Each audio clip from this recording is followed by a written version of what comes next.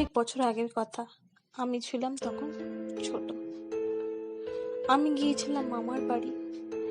মামার বাড়ি থেকে এসে আমি মায়ের কাছে বর্ষার সময় মায়ের কাছে আবদার করেছি, মা আমাকে খিচুড়ি খাও। মা তখন বলেছিল, হ্যাঁ আমি তোকে খিচুড়ি খাওয়াবো, তুই আগে যা ঠাম্মির বাড়ি গিয়ে তুই আচার, ঠাম্মি বলেছিল আচার দেবে, তুই গিয়ে আচার নিয়ে আয়। আমি গিয়েছিলাম ছুটে ছুটে ঠাম্মির বাড়ি। ঠাম্মির দরজাটা বন্ধ ছিল। ঠাম্মির বাড়ির দরজাটা বন্ধ ছিল। আমি গিয়ে দরজাটা আস্তে আস্তে আস্তে খুললাম এবং খোলার সময় ঠাম্মিকে ডাকলাম, ঠাম্মি এখানে এসো। ঠাম্মির কোনো কথা নেই। ঠাম্মি ডাকে সাড়া দিল। আমি ধীরে ধীরে ধীরে ধীরে ঠাম্মির ঘরে প্রবেশ করলাম।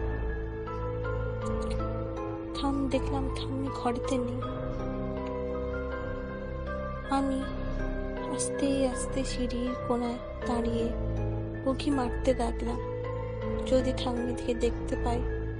দেখলাম ঠাম্মি ঘরে নেই। ঘরের মধ্যে একটা জ্বলছে আলো, টিমটিম আলো। সেই আলোর মধ্যে আছে একটা, আলোর পাশেই আছে একটা দিদার এক বই, ঠাম্মির এক বই। সেই ঠাম্মির বইটুকুনি আমি পড়তে খুবই ভালোবাসতাম, কিন্তু বইয়ের সামনে ছিল না ঠাম্মি। আমি ঠাম্মি ঠাম্মি বলে চিল্লাতে লাগলাম। তারপর ঘরের এক ছোট ঘরের মধ্যে থেকে আওয়াজ এলো, এসো সোনাই এসো। আমি ঘরের ভেতর প্রবেশ করলাম ধীরে ধীরে নিঃশব্দে, যেন এক অনন্য এক যুগে প্রবেশ করছি। বাইরে ছিল এক সুন্দর এক অপরূপ পরিবেশ, কিন্তু ঠাম্মির ঘরটা ছিল এক অন্যরকম পরিবেশ। পুরাতন যুগের বাড়ি, ইট পয়লা খসে খসে পড়েছে দেওয়ালের চারপাশ থেকে। পুরাতন এক আমলের বাড়ি, তা হলেও বাড়ির মধ্যে ছিল না কোনো অভয়ত্ব, ছিল এক সুন্দর এক অতীতের পরিকাঠামো ছেঁড়া আলোর। আমি ঠাম্মিকে বললাম, ও ঠাম্মি, আমি তো তোমাকে এতক্ষণ ধরে ডাকছি, তুমি কেন সাড়া দিলে না? ঠাম্মি বলল, মা বয়স তো আমার অনেক হয়েছে, আমি কি আর এখন শুনতে পাই? তাই আজকে আর শুনতে পাইনি বলে সাড়া দিতে পারিনি। বল তোর কি হয়েছে, কি চাই? আমি ঠাম্মিকে বললাম, ঠাম্মি মা তোমার কাছে আচার চেয়েছে। আচার বলেছিলেন তুমি নাকি আচার খাওয়াবে, আর আমি তো আচার খেতে ভালোবাসি। ঠাম্মি বলে, ও জানি জানি বাচ্চা জানি, আমি তো তোর জন্য সুন্দর একটি আচার বানিয়ে রেখে দিয়েছি, তুই আসবি তোকে আমি খাওয়াবো। তারপর ঠাম্মি গেল এক ছোট্ট একটি ঘরে, যে ঘরটা ছিল ঠাম্মি সাজানো গোছানো। সেই সাজানো গোছানো ঘরের মধ্যে দিয়ে এক ছোট্ট রাস্তা ঢুকে গেছে এক উঠানের দিকে। সেই উঠানে ছিল একটি ঠাম্মি ছোট্ট রান্নাঘর।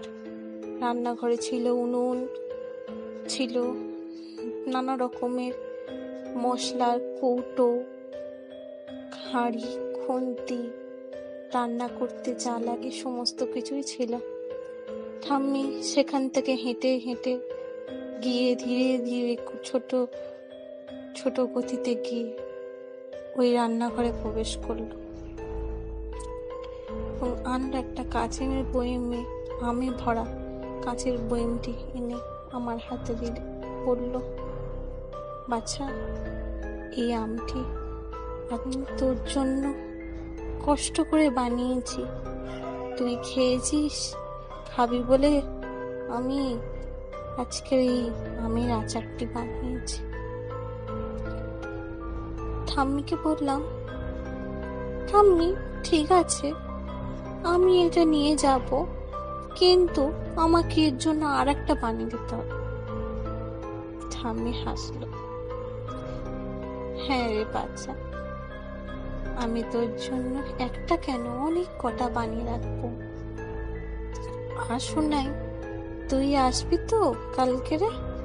কালকেরে আমি তোর জন্য এক নতুন গল্প বলবো, আসিস কালকে? তুই আর মিলি দুজনে মিলে আসিস। আমি আনন্দের সঙ্গে ঠাম্মির কাছ থেকে আচারের কৌটোটি নিলাম, নিয়ে ঠাম্মিকে বললাম, ঠাম্মি ঠিক আছে, আজকে তাহলে এলাম, আমি কালকে আবার আসবো। ঠাম্মি বলল, সাবধানে যাস শোনাই। ধীরে ধীরে আমি ঘর থেকে বেরিয়ে আসলাম। বাইরে সন্ধ্যের সময় আগে এক অপরূপ দৃশ্য ঠাম্মির বাড়ির সামনে ছিল একটি দিঘি। সেই দিঘির এক সুন্দর হাওয়া বয়ে যাচ্ছে। সামনেই ছিল একটি তাল গাছ। তাল গাছের তলায় এক রাশি রাশি অন্ধকারের ঘের। যেন মনে হচ্ছে আকাশটা যেন আজ বড়ই নিস্তব্ধ হয়ে আমার এই ঠাম্মির ঘরটাকে নজর রাখছে। আমি ধীরে ধীরে ধীর পায়ে, ছোট ছোট পায়ে আমি বাড়ির দিকে এগোতে লাগলাম। হঠাৎ আবহাওয়ার পরিবর্তন হলো, আকাশে মেঘ করে এলো।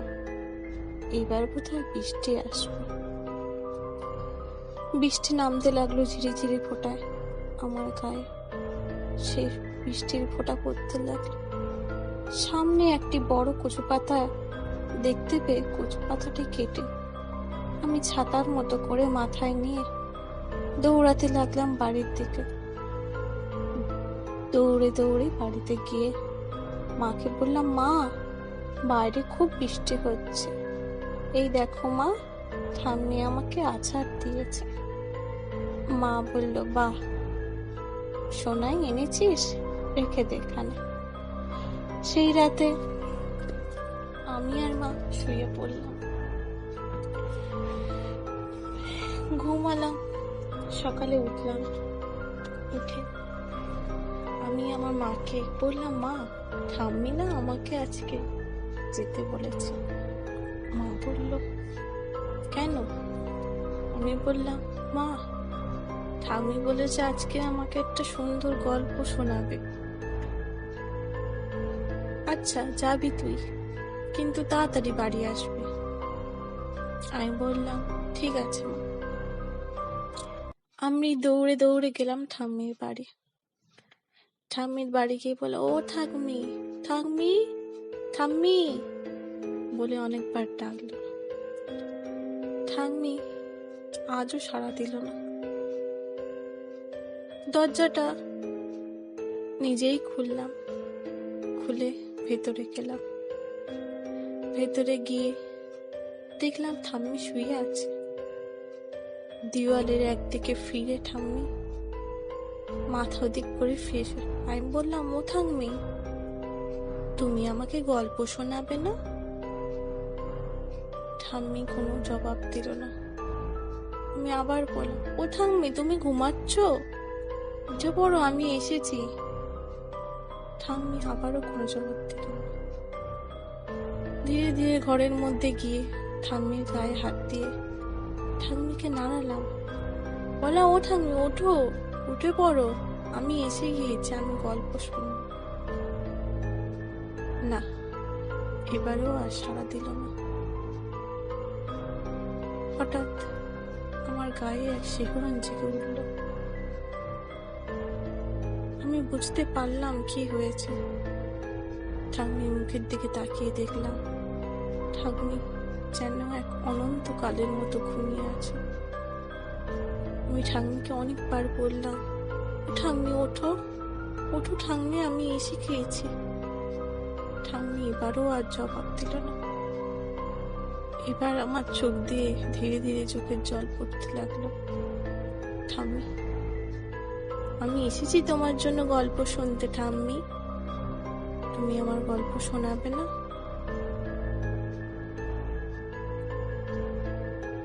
এখানেই শেষ হলো আজকের প্রিয় ঠাম্মা। গল্পটি যদি আপনাদের ভালো লেগে থাকে সাবস্ক্রাইব করবেন এবং নিচের বেল আইকনটি অবশ্যই প্রেস করতে ভুলবেন না। নতুন নতুন গল্প নিয়ে আগামীকাল আমি আসব আপনাদের বাংলা গল্প চ্যানেলটি। আমি জ্যোতির্ময়ী আজকের বিদায় নিলাম। আগামীকাল আবার দেখা হবে আপনাদের সাথে এক নতুন গল্প নিয়ে।